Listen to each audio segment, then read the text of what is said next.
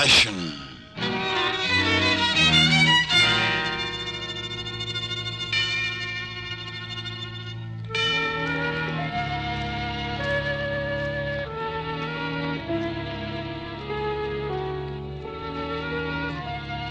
What is the drive? The whiplash that goads man on to forsake family, friends, and loved ones in an insatiable desire to conquer and subjugate lands beyond land. Alexander cried like a child when there was no longer a nation to subjugate and grind beneath his military heel. Little men have often risen to a giant's height in the fanatic desire to reach the stars. In just a moment, you will hear the story of one such man who changed the destiny of the world, a Corsican of lowly birth, whose name became the most feared throughout Europe. It is a story called Napoleon Bonaparte and stars Louis Merrill, a narrative of an insane, driving will which seethed within a mind shot through with the dread and insidious cancer of an obsession.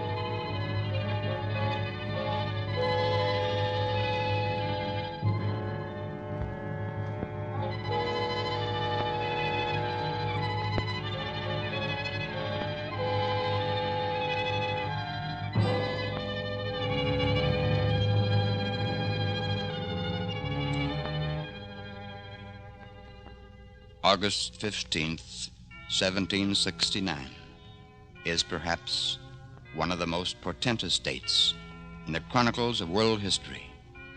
For it was on this day that, in a tiny village of Corsica, a boy child was born. His name was Napoleon Bonaparte, a figure predestined to become the little man of destiny. We shall begin this narrative long after Napoleon had risen to the heights of success. He had become Napoleon I, self-anointed emperor of the French realm. The little military genius had vowed a conquest of all the Germanic empires, and nation after nation crumbled beneath his heel and gave ear to the dictates of this redoubtable Corsican. Within the borders of Austria, in the city of Schönbrunn, the victorious Bonaparte, smug and self-satisfied, reviewed his conquering troops. But as he did, a Teuton youth broke from the ranks of the spectators. On with the tyrant of Napoleon! Kill him in the name of freedom! Stop that man! All right, you've stopped me this time. But perhaps I shall be more fortunate next time. And I promise you, there shall be a next time. Not in this world. Guard!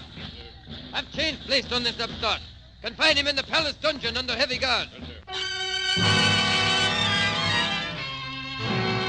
The defiant, aristocratic, intelligent-faced young fanatic is dragged by force from the presence of the emperor to be examined by the brutal lords of the military. But the young man will not speak. Words, threats, trickery cannot move him from his stony silence, for he will speak to no one but the emperor himself, to Napoleon I. And thus, wondering and somehow admiring the courage and firmness of his would-be destroyer, Bonaparte orders that the youth be brought before him. You may leave the room, guard. But, Your Majesty... Will you permit me to repeat myself, monsieur? I said you may leave the room. As Your Majesty commands, and with £1,000.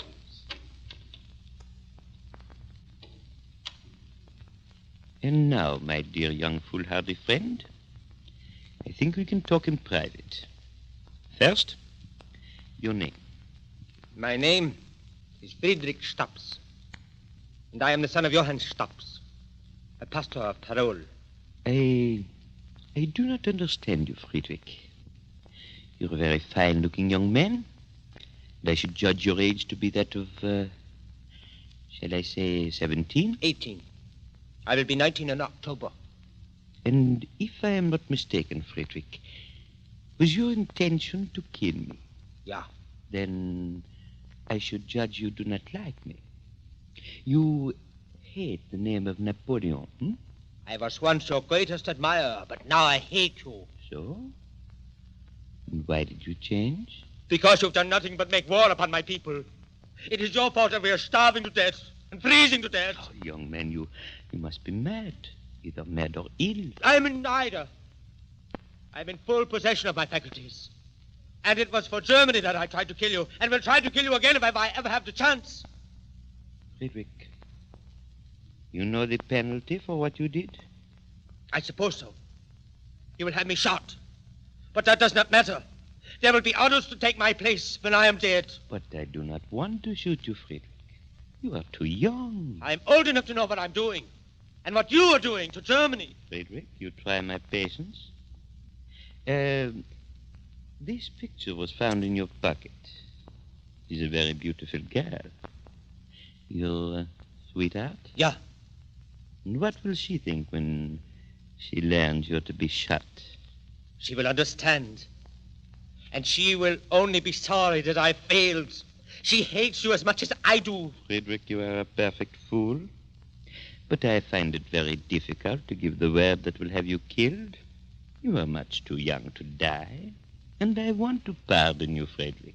Then I shall be able to kill you after all. Very well, my young friend. You give me no choice. Guard! Yes, Your Majesty. We take the prisoner back to the dungeons. And it is my order that he shall be shot at sunrise. Very well, Your Majesty. Come on. Goodbye, Friedrich. And believe me, I have never been so sorry in all my life.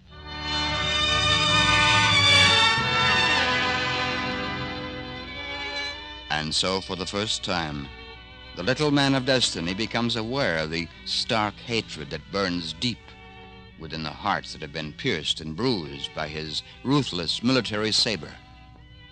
And he knows, too, that if the dynasty of Bonaparte is to exist, he must retrench and strengthen his ramparts, not by war, but this time by peace. Now, within his private chambers, a strange, calculating drama is being played. Josephine? But yes, my dearest, my brave and great emperor. No. This is not a moment for jest. I wish to talk with you. Oh, but you are talking with me, are you not? Sit down. Sit down. Here on this chair. Oh, must you look so serious, Napoleon? Perhaps you have been worrying too much. Oh, you must not, else you will have gray hair and wrinkles like Monsieur Chauvenot, and then I should not like you. Josephine. What? Josephine, the war is over. The war? But yes. France is no longer at war with Austria. I have declared a truce. Oh, then I'm so happy. Then we can return to Paris and perhaps have a great ball in celebration. Oh, that would be wonderful, Napoleon. Let me see. Whom could we invite? There is Josephine. Yes? Josephine, as you know, it has always been my dream to become the Emperor of France. Oh, but you are the Emperor of France. Yes. Yes, I am. But when I die, who then will be the Emperor? I do not know. Oh, they will find someone, I guess. Yes, they will. My son will then be Emperor of France, Josephine. Your son? Oh, but you have no son, Napoleon. Oh, I know. But I am going to have one. Huh? A son who shall bear my name and who shall be of royal blood. What do you mean? You are not of royal blood, Josephine. And neither can you give me a son. Napoleon, what is it you wish to tell me? I wish to tell you that When we return to Paris, I shall get a divorce. Napoleon. Yes, a divorce. And then I shall marry again. And pray God that he will give me a son. So that Napoleon II shall be Emperor of France when and if they should succeed in killing Napoleon I.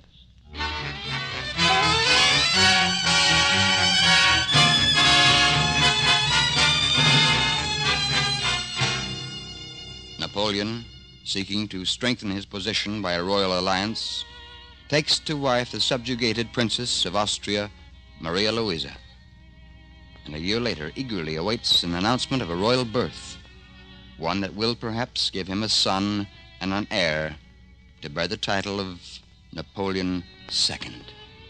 Suddenly, the guns of the Paris forts boom out, and the city listens with rapt attention, and then goes wild in a frenzy of delight as 22 salutes are fired.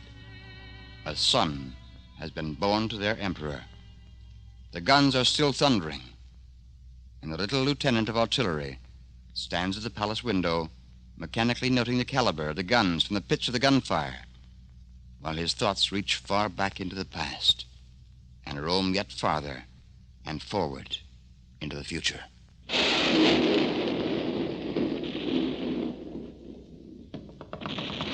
Yes, André? Your Majesty. Yes, I know, Charles. You have come to congratulate me, and I thank you. But Your I Majesty. am a father. I have a son, and his name shall be Napoleon.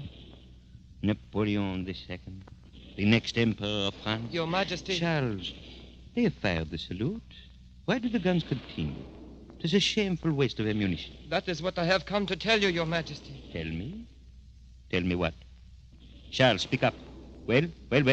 Those guns, Your Majesty, the guns that you hear. What about the guns? They are not French guns, Your Majesty. Not French guns?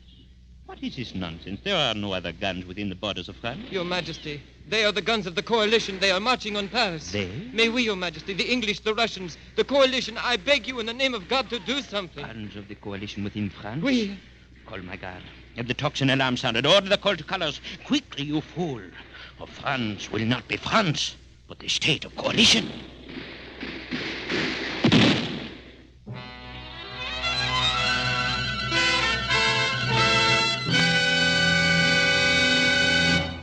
A little man wearing a cockade hat. A little man who sought to reduce the world to a size smaller than himself. A little man who would emulate the mighty Hercules and bear the world upon his own shoulders. And the meek shall inherit the earth. Perhaps Napoleon considered himself the sole beneficiary of that strange pronouncement. In a moment, we'll continue our story.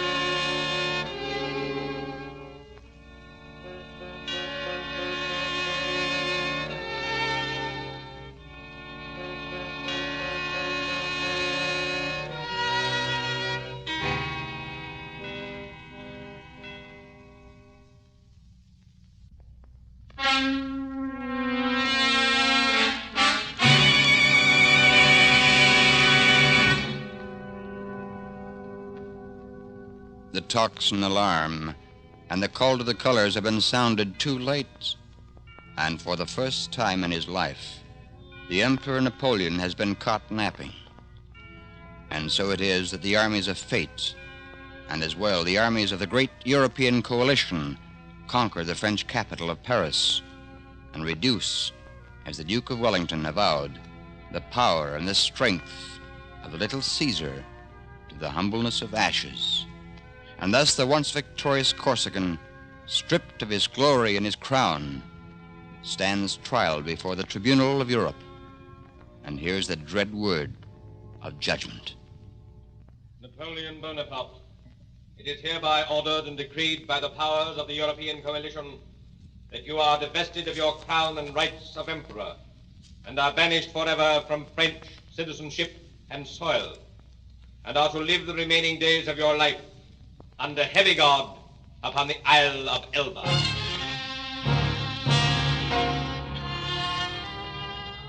And thus is Napoleon stripped of his cloak of power and banished to the tiny molehill in the ocean wastes known as Elba. But the coalition powers have not reckoned with little man's titanic powers of intrigue, and the word rings throughout all of Europe with the electrifying news that Napoleon has escaped from Elba and is returning with a conquering army to the soil of his empire. And now, within an alpine village, Napoleon escaped, speaks and exhorts his straggling army of 1,000 odd men of his old campaigns.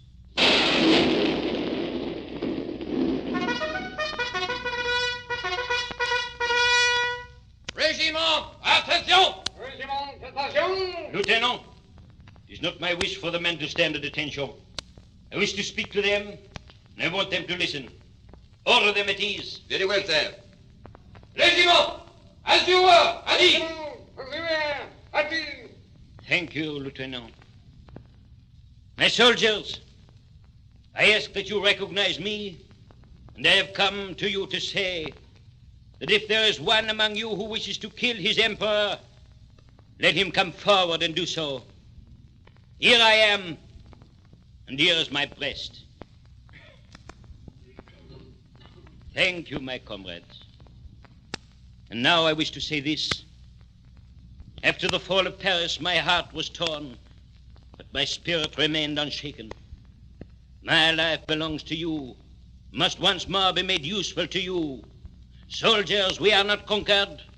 Treachery has delivered the capital into the hands of the enemy and disorganized our army, but now I have come.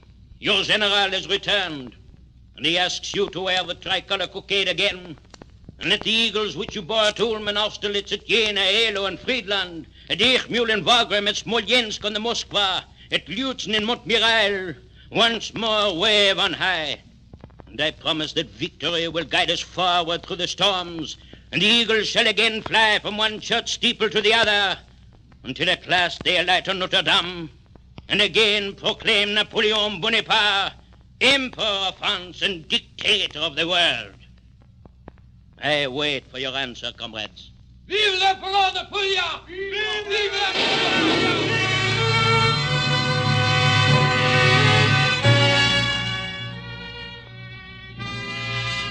But the mocking voice of destiny proclaims that the little man's ambitious conquests shall be short-lived. He has not reckoned with the solemn oath of Britain's Iron Duke of Wellington, sworn to the dying William Pitt.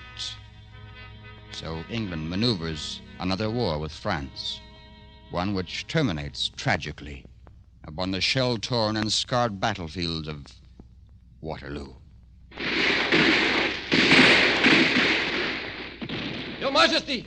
Your Majesty! Well, speak up. What is it? They are too much for us. They outnumber us 4-1. Both left and right flank have broken and in a headlong retreat. And sound the order for charge. The order has been sounded, Your Majesty, but there's no use. The army is panic-stricken, and only God can stop them. Yes, only God can stop them, and he shall. For Napoleon is the god of war and of the Frenchman. And Napoleon shall stop this retreat, or he shall die. Vive la France! Vive la France!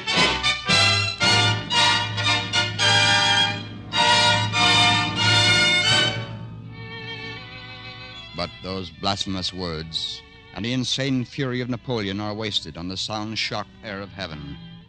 And even though he rushes into the teeth of the enemy to turn his routed army, his once loyal and courageous soldiers completely succumb to the headlong flight of panic, and the great battle of Waterloo is ended. General Bonaparte, inasmuch as you have declared yourself and your armies to be in utter defeat, I shall apply the military law of the victor. May I have your sword, General Bonaparte? I should like to ask one favor.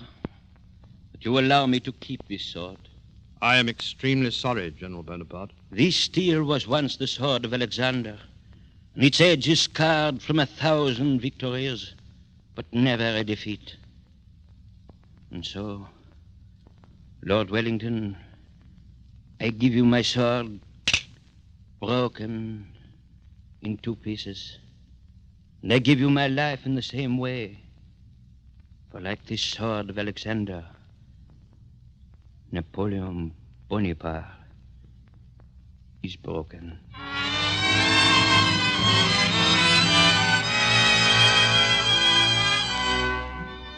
A broken sword and a broken man become the souvenirs of the first dictator of Europe. Under English guard, Napoleon is returned to Paris, and again he hears the stern judgments of exile. But this time, he is not to be sent to the historic island of Elba, but to a lonely and extinct volcanic rock in the Atlantic Ocean, the dread island of St. Helena. But now, by virtue of one last request, Napoleon stands again in his chambers of the palace, talks with his brother, Lucien. Lucien? Please, Napoleon, do not speak to me. Why? You are still my brother? That is the reason that I do not want to talk. I swear I cannot hold back the tears. Then cry. Cry, Lucien. Cry if it will help. It is you who should cry, Napoleon. Not I. I have no tears. I am as dry as the sands of Egypt. I cannot cry, Lucien. But you can cry for me. Napoleon. Thank you. It is good to know that there are those who can shed a few tears for Napoleon. I told you a long time ago, Napoleon. I said to you, Napoleon, you're drunk with power. And you're likely to become sick. Yes, I know. I remember. But why didn't you listen to me? Ambition listens to no man, Lucien. But my intoxication has been like all intoxications. First, I enjoyed the taste of wine. Then I enjoyed the exhilaration of drunkenness. Then the drunken frenzy. And now the sickness. I think Plutarch would have called it the law of compensation. Oh, please, Lucien, shed no more tears for me. Save them for my death. Napoleon, Yes? André? Maria? Napoleon. Will you leave us alone, Lucien? But yes. Of course, Napoleon. Maria, my dearest. No. Please, no, Napoleon. No? Please do not touch me. I'm sorry.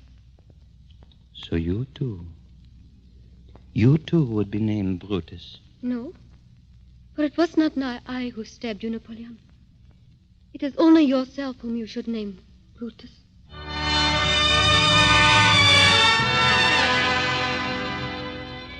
And now, in answer to a second and last request from the powers of the coalition, the fallen Caesar stands before his troops that once so valiantly served his command, head bared to the driving rain, which mingles the tears in his eyes with the tears of heaven.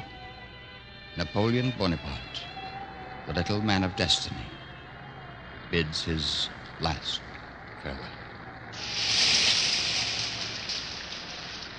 Soldiers of my old guard, I take leave of you. For 20 years I have seen you always upon the path of honor and glory. And during the last few weeks, you have been models of bravery and fidelity, just as in the years of good fortune. But there would have been civil war.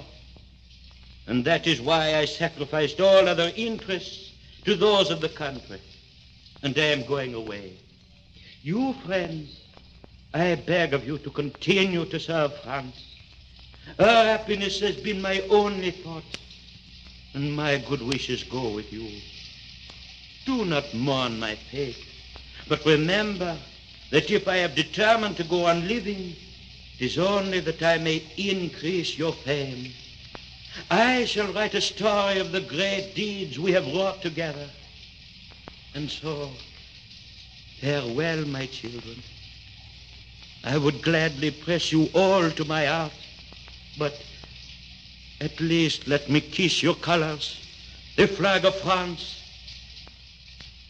Goodbye, comrade. And may God bless you. And vive la France.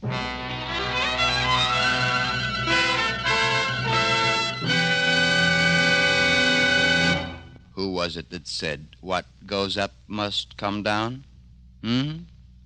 It's a simple law of compensation. But coming down in such a spot of degradation on St. Helena is not considered as homesteading on choice acreage, is it?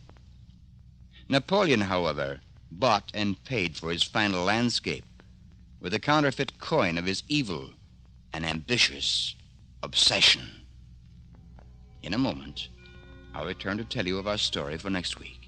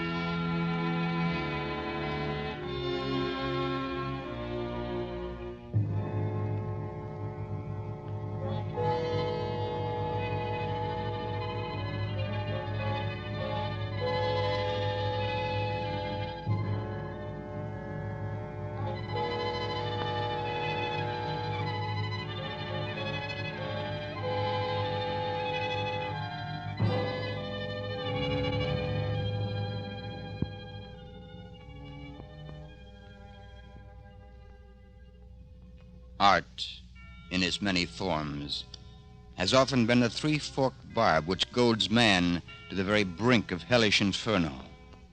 History is filled with the stories of those to whom colors on canvas were more than life itself. You'll hear such a story, a drama in which death painted a picture in obsidian black, contrasted with the vermilion reds of murder. It is called The Blue Stain, in which an old attic trunk became the focal point of an overpowering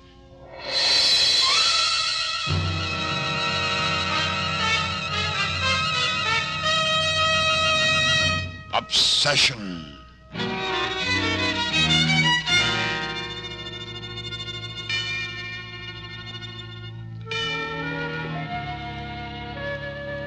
Our story was produced and transcribed by C.P. McGregor in Hollywood.